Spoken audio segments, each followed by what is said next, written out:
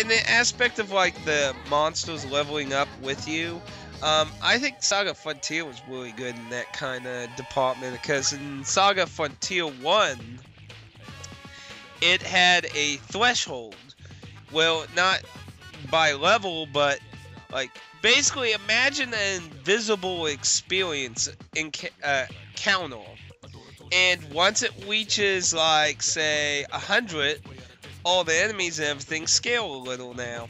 And then the next threshold, they scale again. So it's not based on your counters, it's based off the amount of combat. So basically, grinding isn't a good idea.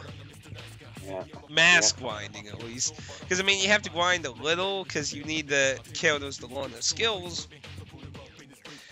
But if you mass grind so much, you're making everything incredibly hard. So it disencourages mindless grinding. Yeah, and I'm more fan of I'll grind until until I'm really strong, and then I'll continue, and then I'll like grinding again to get much stronger. And of course the first grind you have problems, but the more you grind in the same cave, well, at some point you think, okay, this is how I want to be with my characters. And I have here another good example of which abuses the monsters leveling up with you. That was one of the first games I bought for the Vita. That is Dungeon Hunter, and that's also, it's kind of a Diablo game. Yeah. But the good thing about Diablo is as well, you can play an area and then go back to the first town, play the area over, go back to the first town, play the area once again. And the monsters everywhere, they stay the same level, but this game also, when you're grinding, each time you enter the same area, you encounter the same monsters, but their level is always the same as your main character. So why should I grind in that cave? I'm not feeling I'm getting stronger by doing it, because all the monsters I meet everywhere, they're gonna be the same level as me, so that's... And usually when developers are trying that, they're usually trying to... Because you see, like, obviously RPGs are strategic, so, I mean, grinding's a way to get around things at times, but necessarily you're not taking advantage of being strategic. You're just trying to overpower it with Blonde. So, I mean, I feel when developers add that kind of system, they're trying to discourage it, but... And it depends on how well it's implemented. I think Saga Frontier is implemented nicely, because it leaves a little room so you can develop the those combo skills in that, and they can evolve a little, while not making it feel like that every step you're taking, everything's scaling with you. Yeah. There's a little space in between each scaling. Yeah. Well, I had this Gaia is a good example of a game where indeed you can grind as much that you get so overpowered that the monsters in the story they don't. Oh yeah, I mean, Disgaea was a game that was really designed for the type of people that like fighting super bosses a lot.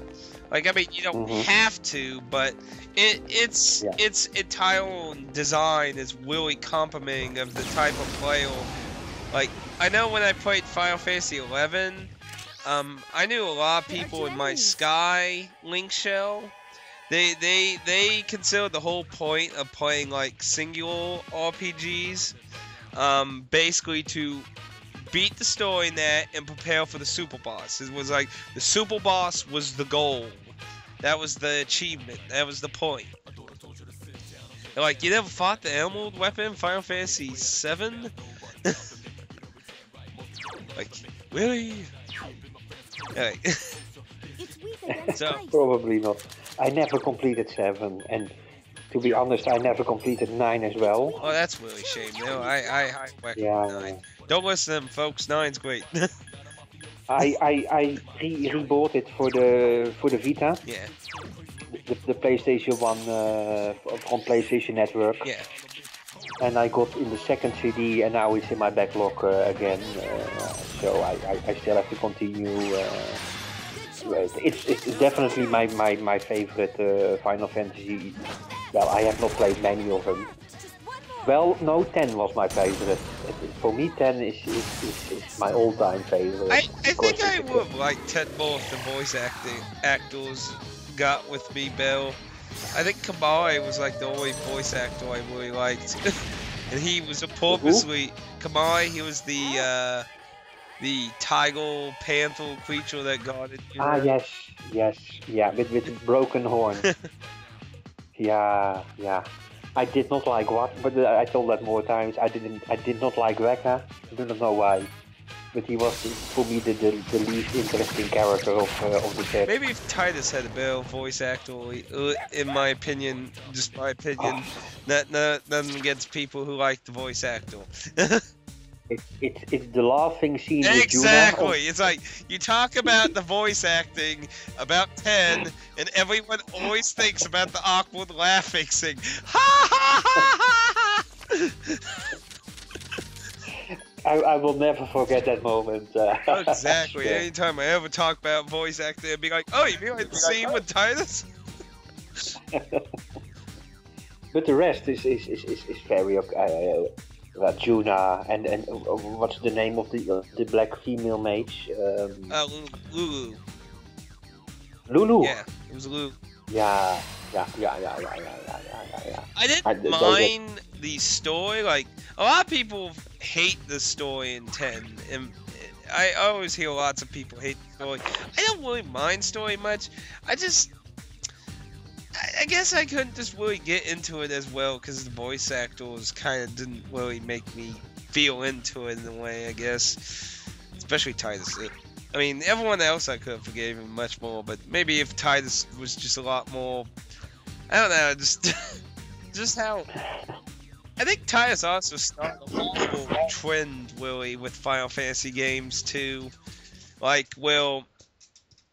Like, when you think about Yuna is like the main focus of the story, really. I mean, she revolves around the story, and yet she's a secondary character and not the main character.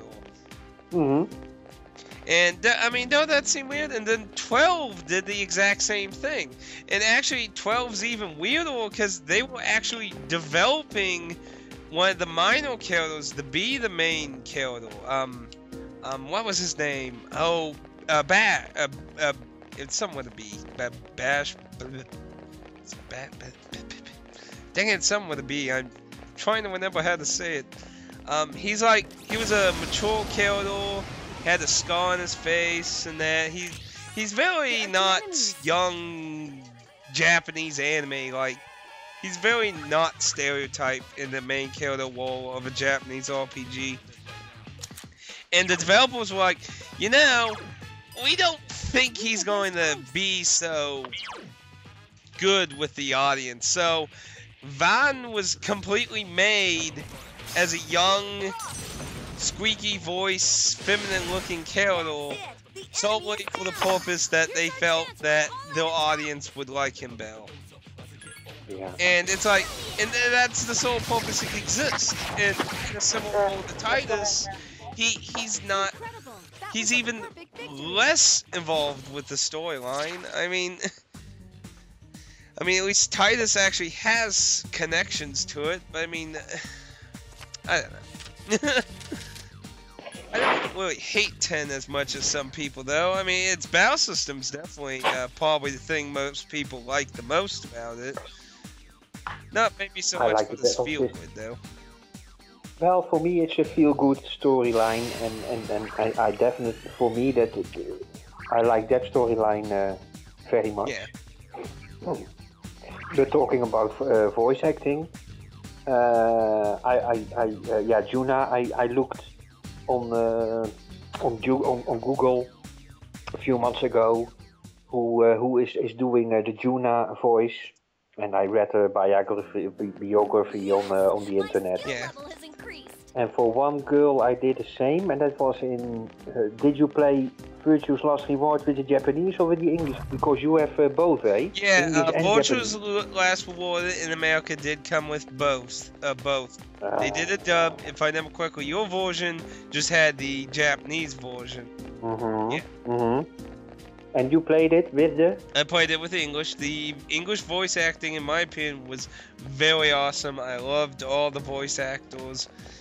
I really think they did a very good job, especially the voice actor for Zero Jr., who has a very interesting line of back history with titles I already have beaten that I wasn't even aware that she even was involved with. Like, you ever heard of Earth Defense Force? I just gotta mention it because it's so obscure. 2 more enemies to go. No, but continue. She was the news reporter in the English version of Earth Defense Force 2017 on the 360. That was a budget title that's hilarious to play with a friend. But I was like, she was the newscaster? What? I'm like, what an obscure role to be in your past though. And that was the voice actor for Zero Jr. in the English version of Virtue's Last Reward. She did a number of, she's done a lot of different voice acting things. I can't remember any of the other ones. That one is just ingrained into my head because it's just so weird to think that, because the Earth Defense Force has like a very how to describe what's the term I'm trying to look for? Horrible movie design feel to it. You know, like very cheap black and white horror movies that were like so bad they're good kind of mentality to it. So, I mean, I just thought that was so weird because she was such a good voice actor for Zero Jr. I mean, I never Remote RPGs also liked it, her voice actor.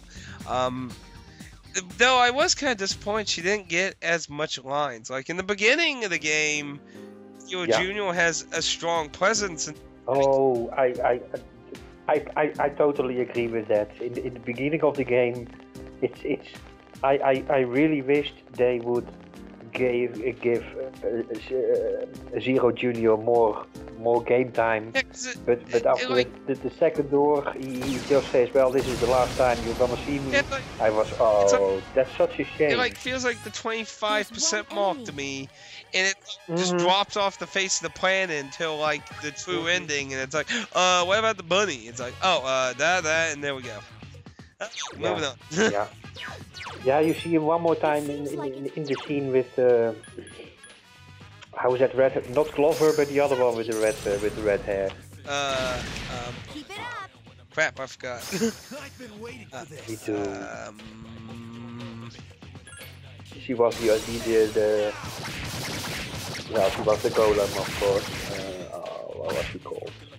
No. But in the Japanese game voice, she had. For me, Zero Jr. had in Japanese as well one of the best voices, and the girl with the red hair. I haven't listened to the Japanese voiceovers. Thinking about considering the character's design, I would imagine a very squeaky and high-pitched voice for Zero Jr. When it comes to the Japanese version. That's what I would think. If you ever gonna replay Virtue's Last Reward, I definitely recommend the Japanese voices. Like you said with the English voices, they are all very well done, very suitable for the character. And yeah, since I played that game in Japanese, and after that I started playing Persona 3, and so I was glad I could find a patch to give them the Japanese voices as well. So lately I do not mind hearing Japanese voices if I just can read the English lines. Most of the time, of course. But how was she called? Luna? Luna? Yeah, Luna. Was that Luna in the Virtue's Last Reward with the red hair? Yeah, Luna. That's what it was. Yeah, Luna. Yeah, she was so sweet. Yeah, and I always expected Sigma and was a girl Sigma or was you Sigma? Sigma Pi. Pi was a girl, right? Yeah, Pi was a was the main heroine. Yeah, I always expected her to be the golem. And Yeah, I was think that- considering the way the game was designed, how they did whole story, they will. Like I told you, like with K, like since I played 999 before Vulture's Last Reward, I was expecting there to be all these red herrings and like all whole jumping high and inhuman strength and stuff. Just I like red herrings, just ignore red herrings. K's a red herring, you're a red herring, that's a red herring.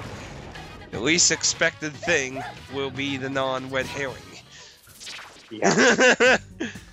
It's like, I had my moments that I thought, of course, that it was K. actually, go ahead, finish. Well, they twisted it so much. I did not see I didn't expect the person who was it, because we will not spoil too much of the game, because it's two great games. Yeah, I would. But the person who was it, I really expected that person to be the least one who would be the zero in this game. Yeah. But I had my moments with K, and of course in the beginning with the circus artist. What was his name? Duo, I believe it was Yeah. Dio. Dio, yeah. Okay, I was close. Yes. Yeah. And I expected him as well, but the first. Now we spoiled already one. Let's not. But I expected him as well, but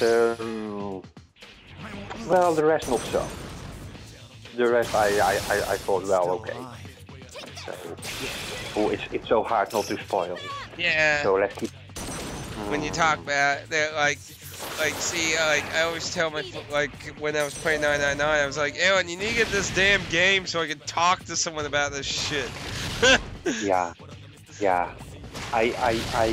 I got Mr. is a Swedish guy, something also with RPG. I cannot remember his name. He was showing his favorite game for 2012. And he was showing Virtue's Last Reward with it, and I never heard of it, so I mailed him, or at least put a comment, Virtue's Last Reward, what kind of game is it? And well, he replied, you have to play, if it's possible, play 999 before you play Virtue's Last Reward. Yeah. So I was so glad that he mentioned Virtue's Last Reward, otherwise I would have missed 999 and this great game. And they both were so great, and I do not like reading books. Yeah. That's what I something think's really good about visual novels. I'm not a big bookie Force and Evil. It's like the combination of the story and the kind of interface of a video game kind of make its own audience, a unique audience that can bring in people who aren't big book nerds or people who ain't big game nerds into an interesting environment.